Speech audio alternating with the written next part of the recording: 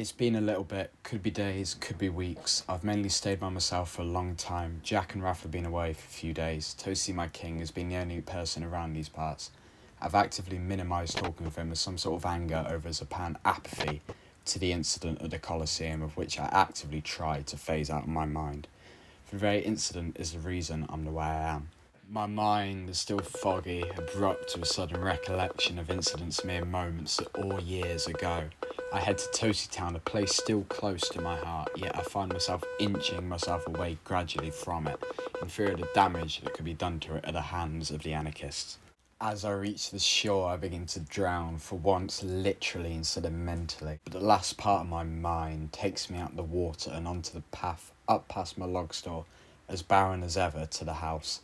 A house which has the very capacity to ignite its own destruction.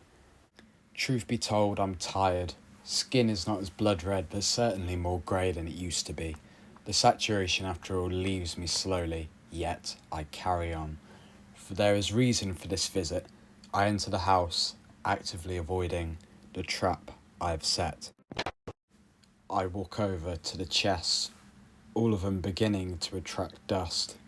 Only fragments of coal remain in the furnaces, so little that not even a spark of orange can be seen.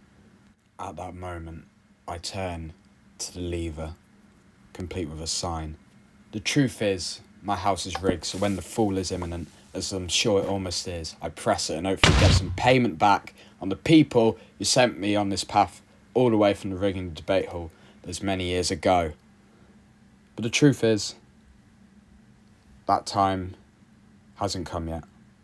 Remembering this, I calm again and focus on my initial and most pressing matter currently, transporting resources to the base over the river.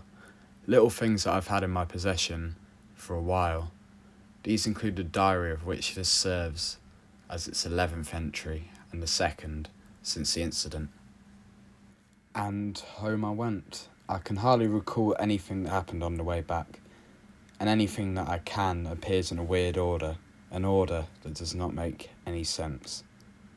I gasp for air as the door to the house gets ever closer. I open it and get inside.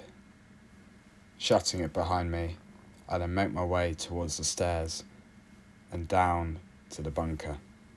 I then make my way towards the bookshelf, of which then I put my diary in, it being the only book I have in my bookshelf. With that, I have very little to do, and I will soon make my way to the bedroom, of which I'll stay for some time to come.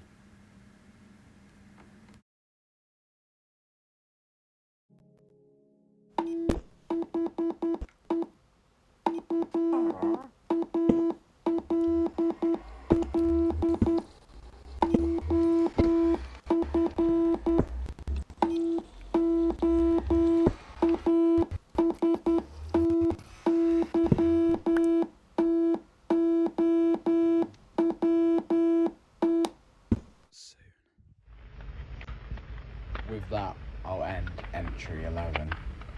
I've mainly stayed by myself for a long time. Could be days, could be weeks. It's been a little bit.